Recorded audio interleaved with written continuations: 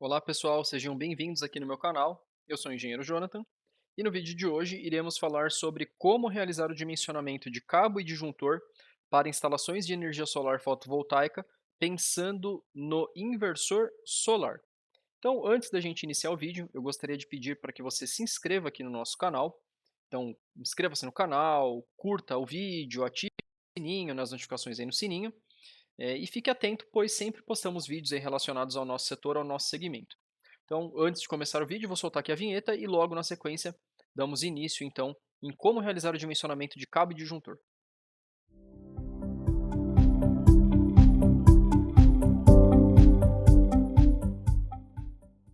Bom, pessoal, então para dar início, eu estou pegando um exemplo aqui do inversor PHB, o PHB 5000 DNS, e coloquei aqui nessa apresentação o datasheet dele. Inicialmente, né, a gente analisa o datasheet como um todo, mas o meu foco nesse dimensionamento de cabo disjuntor está na parte CA. Então, nesse momento, eu vou analisar a parte de baixo e principalmente essa linha aqui que fala sobre a máxima corrente CA. Então, esse meu inversor, ele tem aqui 22,8 amperes de máxima corrente de saída CA, e eu vou considerar que eu vou ligar ele numa instalação monofásica ou bifásica de 220 volts. Bom, próximo passo, eu devo analisar no manual se tem alguma informação relevante para fazer esse dimensionamento do cabo e do disjuntor. E no manual da PHB, aqui nessa seção, né, ele fala para a gente que é recomendado adicionar um disjuntor ou fusível no lado CA. A especificação deve ser superior a 1,25 vezes a corrente máxima de saída CA. Então vejam bem, eu não vou projetar cabo e disjuntor para 22,8 amperes igual está no datasheet. Eu vou pegar essa corrente de 22,8 e vou multiplicar por 1,25, que é esse fator aqui que está descrito no manual. Se no manual do inversor que você está trabalhando, ele vem algum fator multiplicador, você vai fazer exatamente o procedimento que no caso eu vou demonstrar aqui no vídeo para vocês, né? Caso não tenha nenhuma especificação, adote no mínimo 1,25. Por quê?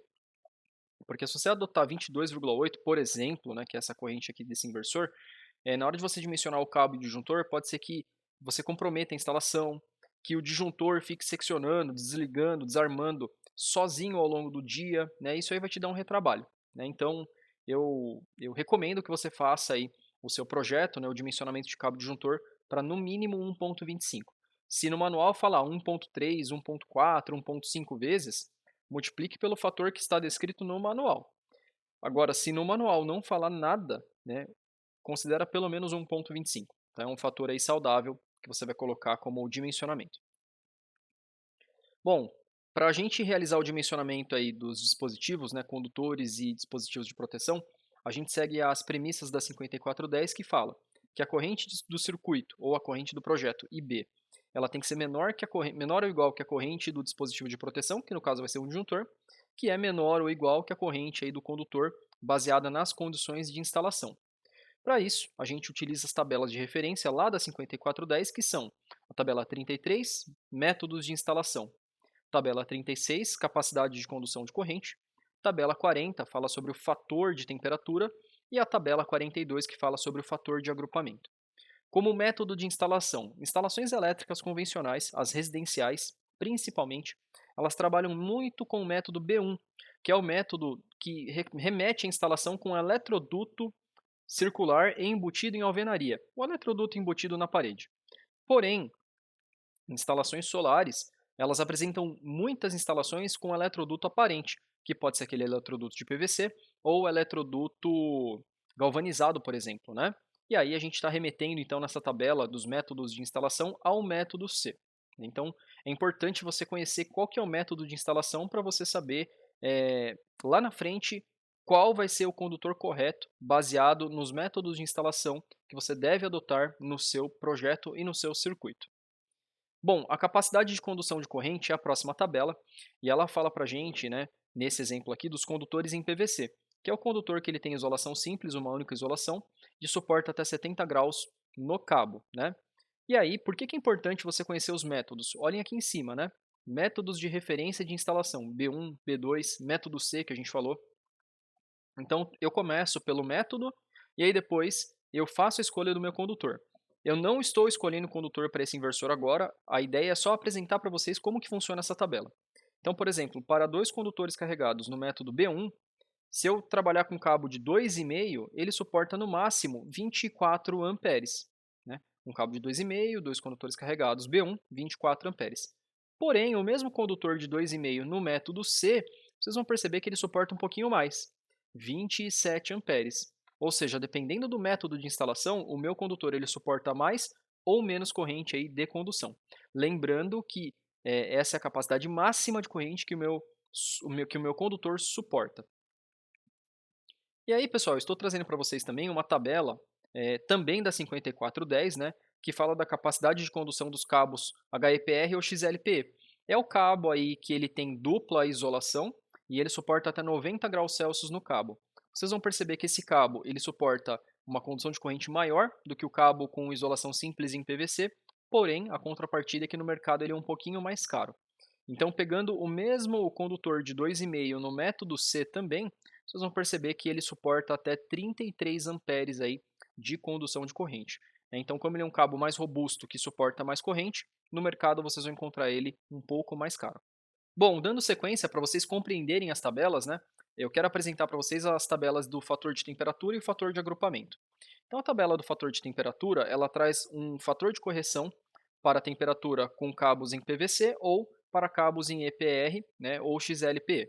Então, por exemplo, se eu estou numa instalação que a temperatura ela é 35 graus, o fator de correção para cabos em PVC é de 0,94, enquanto para o HEPR ou XLPE o fator de correção é 0,96. Ah, Jonathan, se eu estiver numa instalação que a temperatura ambiente, né, é de 50 graus, tá, 50 graus, cabos em PVC, 0,71 é o fator de correção e 0,82 seria para o cabo XLPE. Então é assim que funciona essa tabela do fator de ajuste, fator de correção para a temperatura. E ao lado nós temos aqui a tabela 42, que fala sobre o fator aí de agrupamento, né? Então, aqui em cima ele fala qual que é o número de circuitos ou cabo multipolar que a gente tem, né, agrupados dentro do mesmo eletroduto. Então, quando a gente fala agrupamento, a gente está falando de circuitos que passam dentro de um mesmo eletroduto, né? E aqui a gente fala, né, e a norma, na verdade, fala, né, nessa primeira coluna, sobre qual que é a forma de agrupamento, né? Então, em feixe, ao ar livre, ou sobre superfície, embutido em conduto fechado. No caso, a gente sempre vai adotar, na maioria das vezes, né, eu adoto aqui essa referência 1 aqui, que trabalha dos métodos de instalação do A até o F. Então, por exemplo, se eu tiver um circuito agrupado, ou seja, um único circuito passando dentro do eletroduto, o fator de correção é 1 mesmo, não tem correção.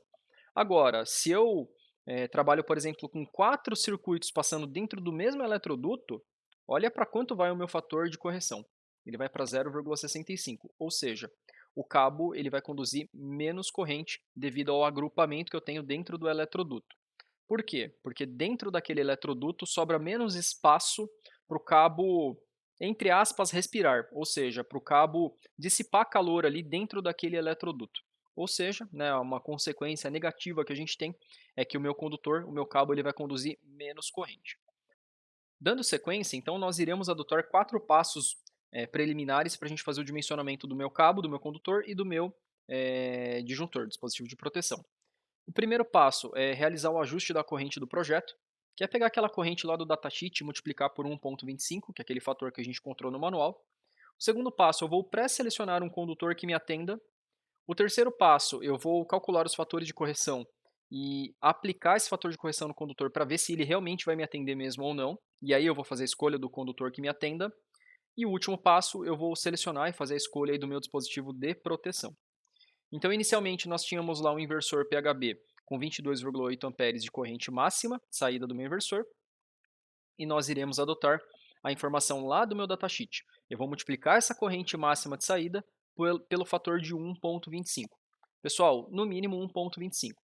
Se no manual fala 1,3, 1,4, 1,5, adote o que está no manual. Se no manual não fala nada, adote pelo menos 1,25. Então, como primeiro passo, 22,8, que é a corrente lá do datasheet, vezes esse fator multiplicador, eu tenho então uma corrente de projeto de 28,5. Ou seja, eu vou projetar cabo e disjuntor para 28,5 amperes e não para 22,8. Dando sequência, eu vou fazer uma pré-seleção do condutor para ver se ele me atende, né?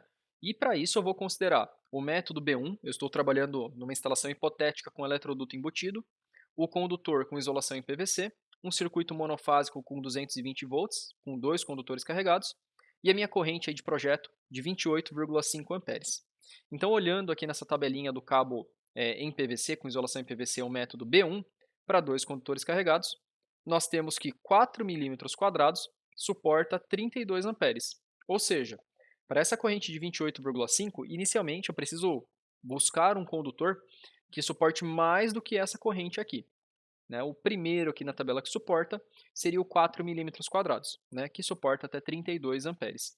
Inicialmente, esse cabo me atende, porém, eu tenho que trabalhar com os fatores de correção para ver se realmente ele vai conseguir me atender. Para dar um exemplo aqui para vocês dessas tabelas dos fatores de correção, eu estou considerando que eu vou fazer a instalação com um circuito agrupado no eletroduto, ou seja, é um eletroduto que eu vou instalar somente para esse inversor, só para passar os cabos aqui desse inversor.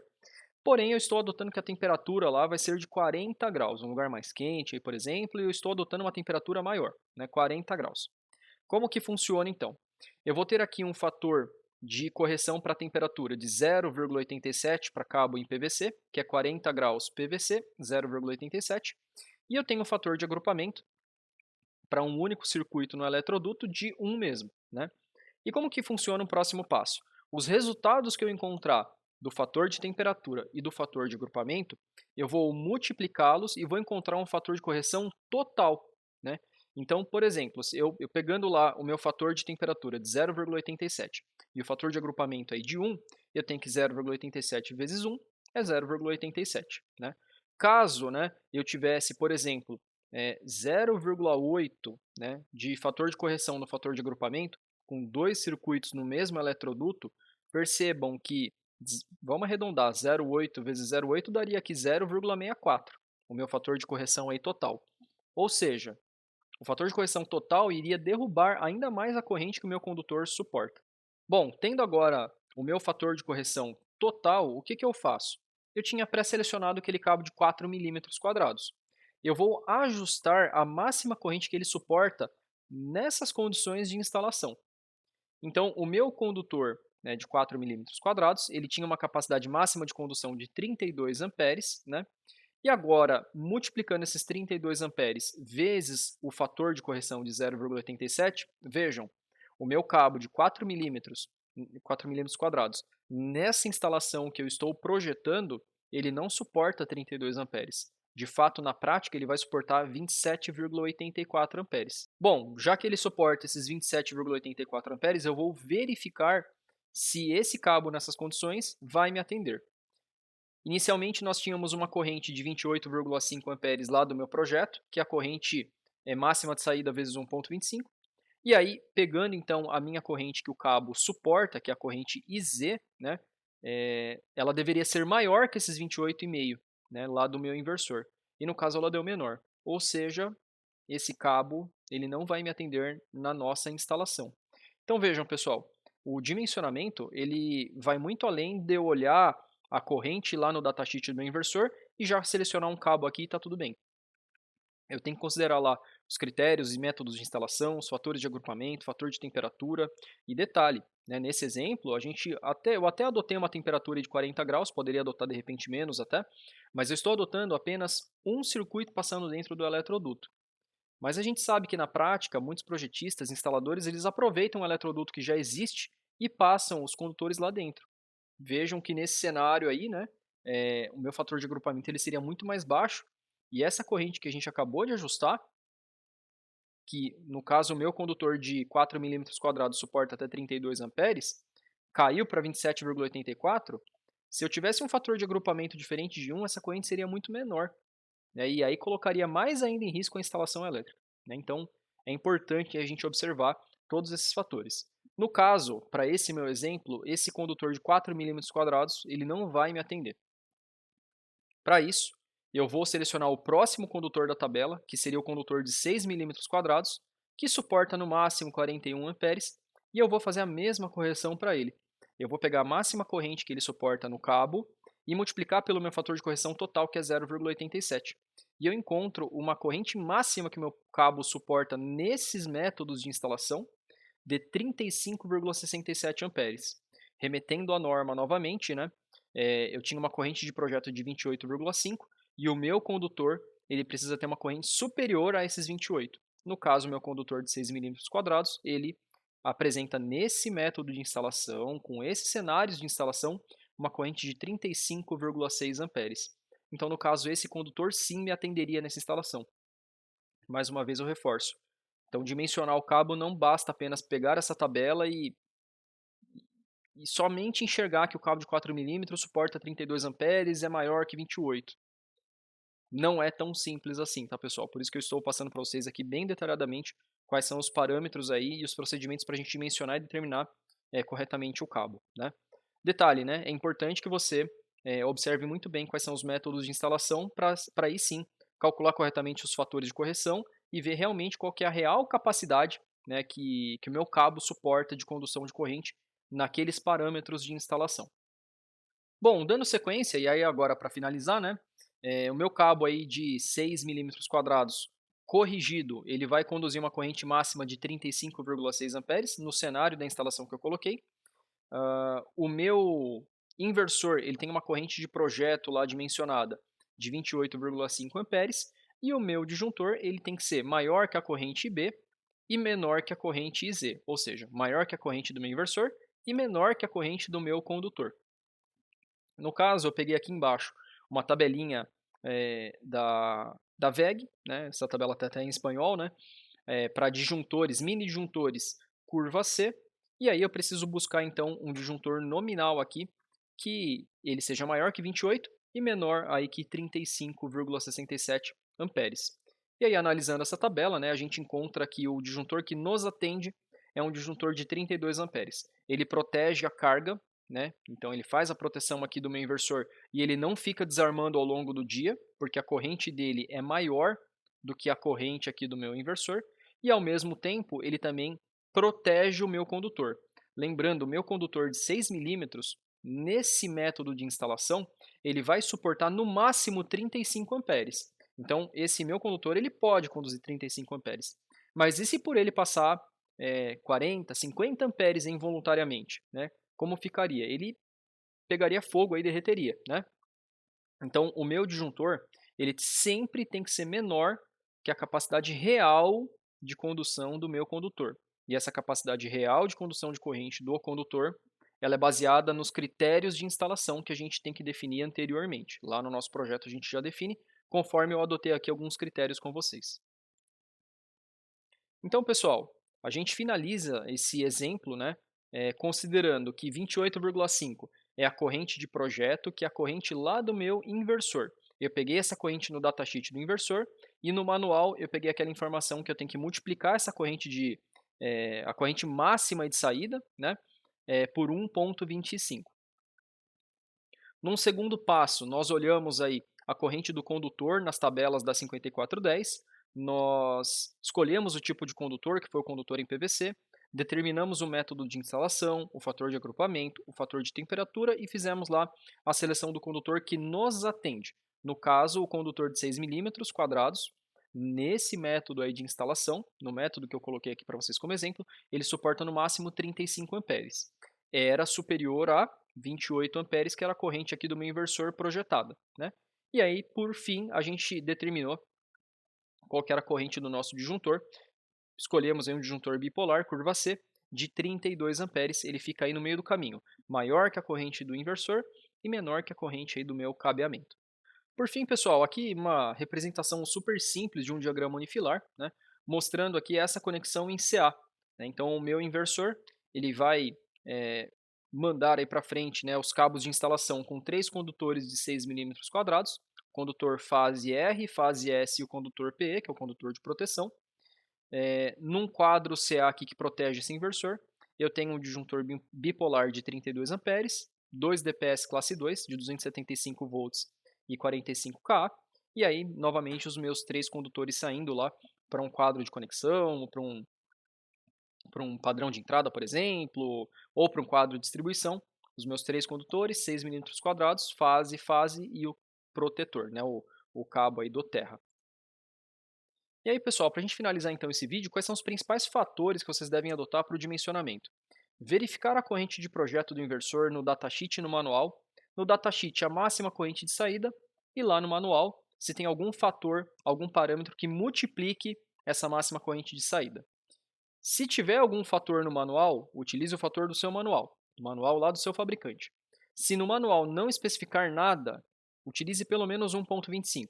Eu garanto que você não vai ter nenhum problema em nenhuma instalação.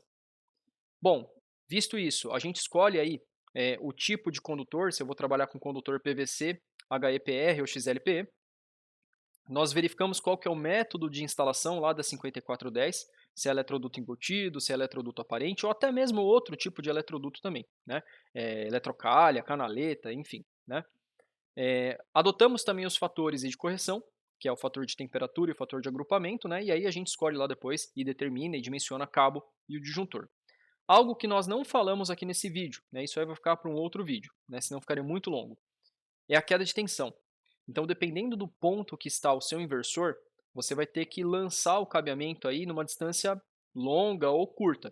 E essa distância ela pode interferir diretamente na queda de tensão. Então, para distâncias longas, você também deve adotar esse parâmetro da queda de tensão para ver se o seu condutor escolhido ele atinge os parâmetros aí de queda de tensão admissíveis, né? Mas isso vai ficar, né, um assunto que vai ficar para um próximo vídeo. E aí, pessoal, para finalizarmos então, recomendações gerais, né?